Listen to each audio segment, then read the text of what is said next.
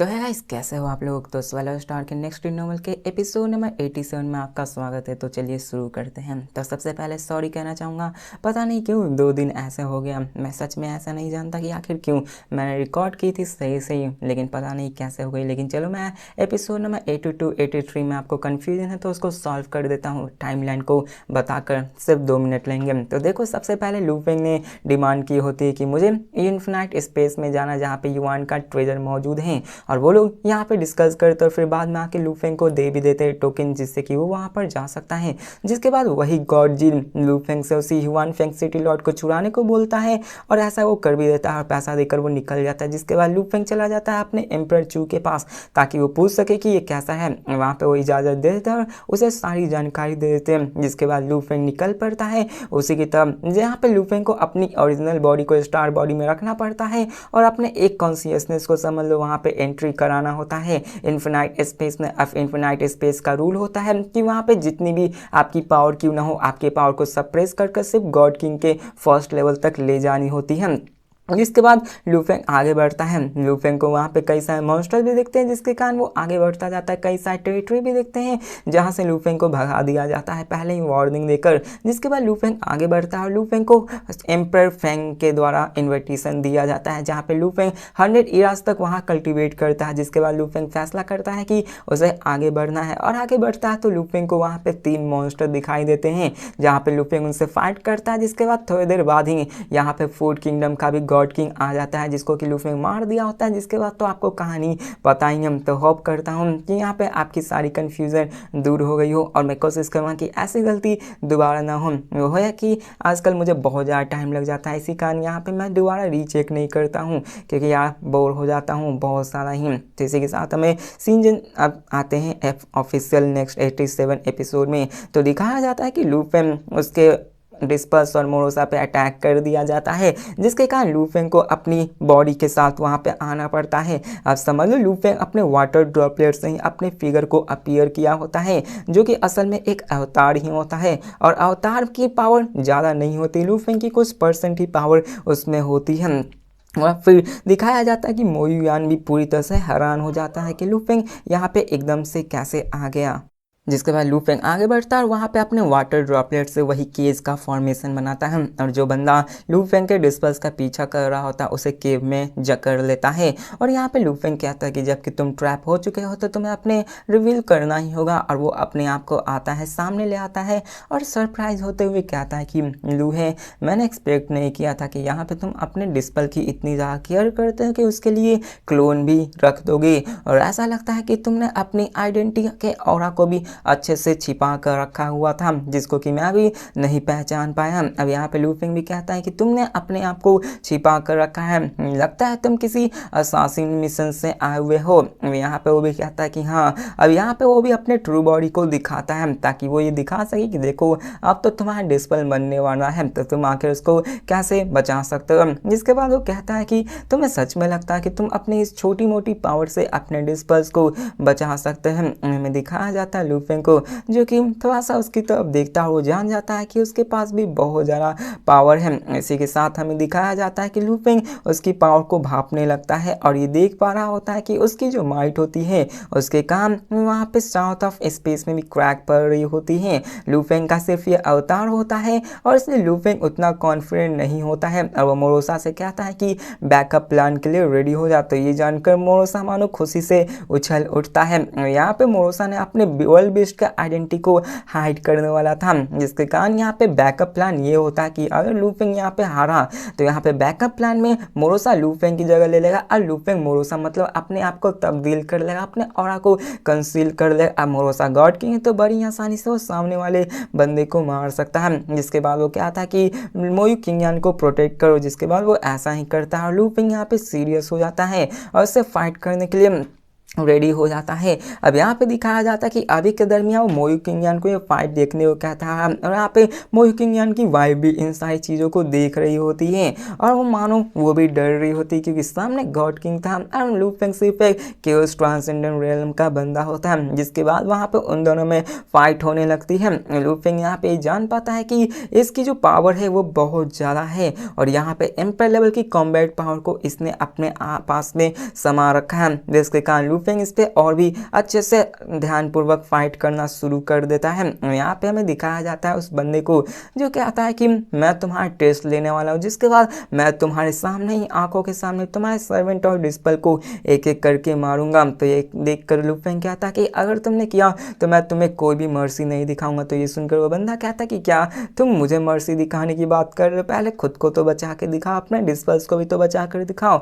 जिसके बाद लू फेंग को दिखाया जाता है जो कि अपने उसी मैसिव वाटर ड्रॉपलेट से उस पर अटैक करना शुरू कर देता है और वो अपने सुप्रीम इनहेरिटेंस का भी यूज कर रहा होता है जो कि उसे 5 ट्रिनिटी से मिली हुई होती है। और लू फेंग एक एक करके अपने वर्ल्ड डोमेन को रिलीज करके उस पर लॉन्ग रेंज अटैक करना शुरू कर देता है, जिसको कि वो बड़ी आसानी से रोक ले रहा होता है। जिसे देखकर तो लू फेंग भी हैरान हो जाता है क्योंकि यहाँ पे उसकी बॉडी सच में बहुत ज़्यादा पावरफुल होती है। लू फेंग अपने आप को 1000 ड्रॉप्स ऑफ वाटर्स में तब्दील करता है और उस पर अटैक करता है और दिखाया जाता है कि लू फेंग ने सडनली अपने आप को 360 लू फेंग के अवतार में तब्दील कर दिया होता है और हर एक अवतार में 1000 ड्रॉप्स की पावर होती है और ये सभी 100 ट्रिलियन पार्टिकल से बने हुए होते हैं और इस सभी 100 ट्रिलियन केओस लेवल क्रिएचर की पावर्स को रखते हैं। तो इन सब की मिलाकर देखा जाए तो लू फेंग की भी पावर अभी बहुत ज़्यादा है, भले ही वो अवतार क्यों ना हो। जिसके बाद दिखाया जाता है कि वो सभी 316 अवतार्स मिलकर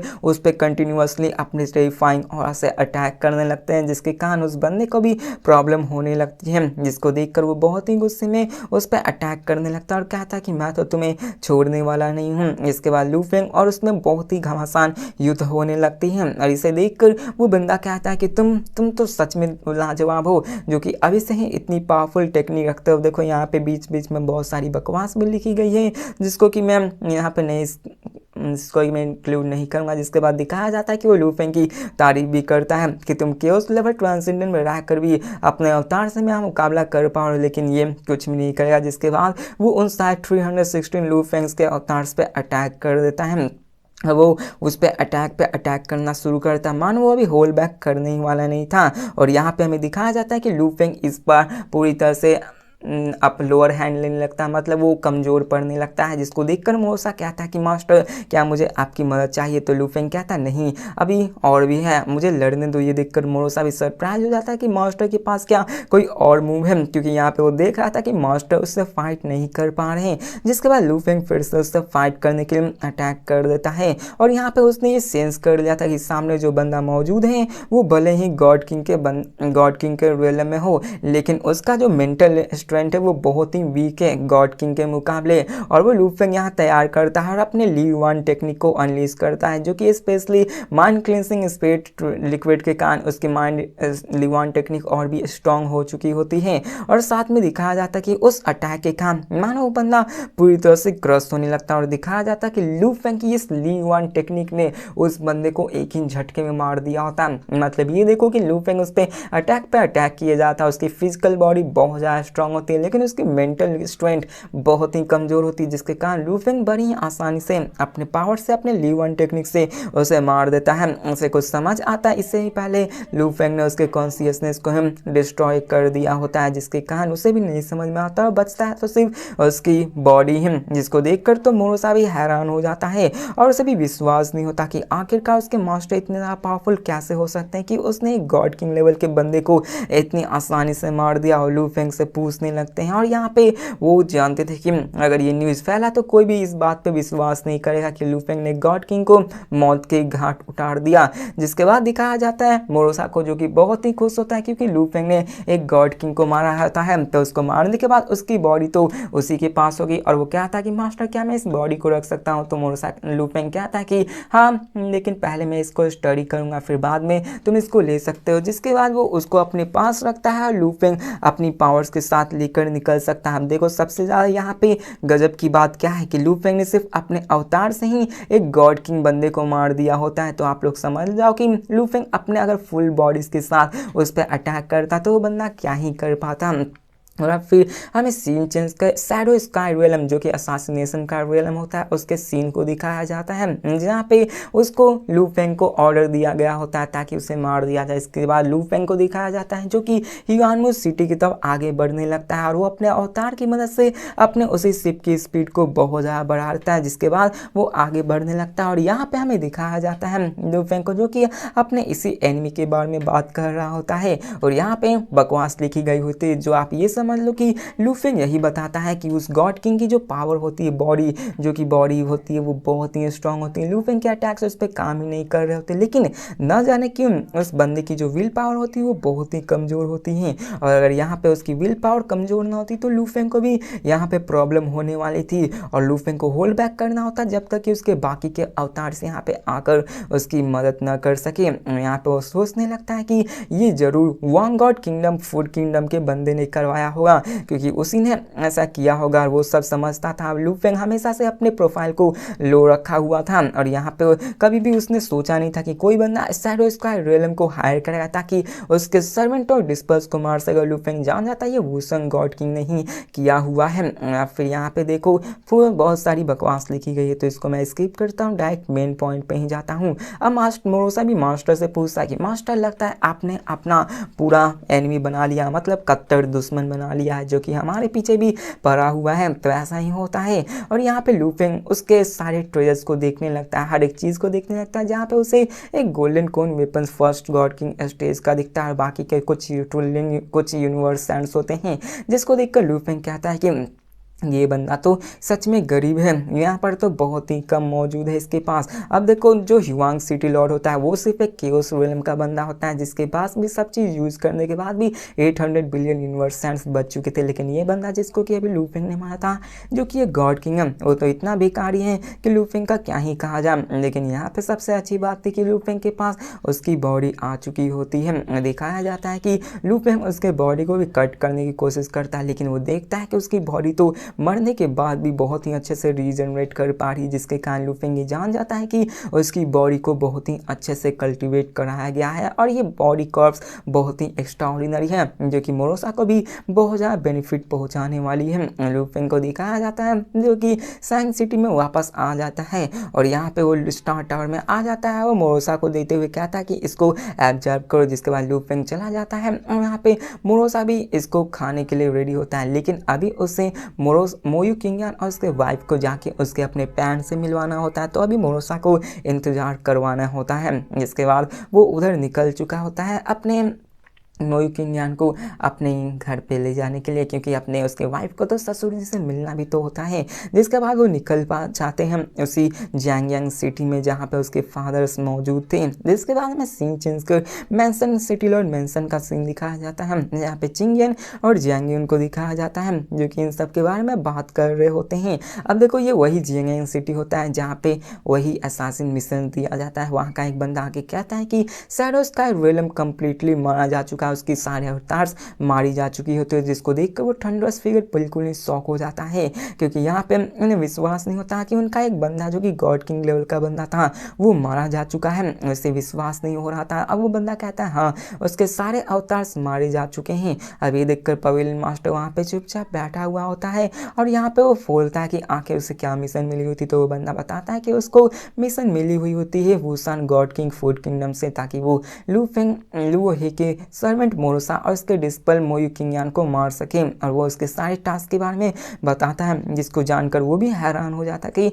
आखिर ये कैसे हो सकता है, क्योंकि उस बंदे की जो पावर थी वो गॉड की लेवल में थी, उसकी सर्वाइविंग एबिलिटीज़ भी बहुत ही ज़्यादा एक्सेप्शनल थी। आखिरकार वो एक ही झटके में मारा कैसे जा सकता है। वो कहता है कि ये जरूर कोई सोल बेस्ड अटैक होगा जो कि मेंटल और सोल एक्सिक्यूशन में किया गया होगा, इसी कारण वो इसमें मारा गया होता है। ये जरूर गॉड किंग के एक्सट्रीम लेवल तक वो सरपास पास कर दिया है। और यहाँ पे अंदाज़ा लगा रहे होते उसके मरने की खबर को, जो कि अभी उतना ज़्यादा बताया नहीं जाता है। वो भी कंफ्यूज होते हैं कि आखिरकार कैसे हो सकता है, आखिरकार कौन ही उसको मारा होता है, क्या उसकी मदद किसी ग्रेट बेइंग ने किया होता है। वो इन सब के बारे में सोचने लगता है, लेकिन फिर भी वो इसके बारे में ज़्यादा नहीं सोचते हैं, क्योंकि वो मिशन के दौरान ऐसा होता रहता है। लेकिन ये बहुत ही बुरी बात थी, क्योंकि उनके फोर्सेस लगातार मरते जा रहे होते हैं और वो इन सारे एस्पेक्ट्स को ऐसे ही करने जा रहे होते हैं। जिसके बाद वो सारे मेथड्स को चूज करना शुरू करते हैं, जिसके बाद हमें सीन चेंज कर वांग सिटी वांग एंड चेस्टर का सीन दिखाया जाता है, जो अभी भी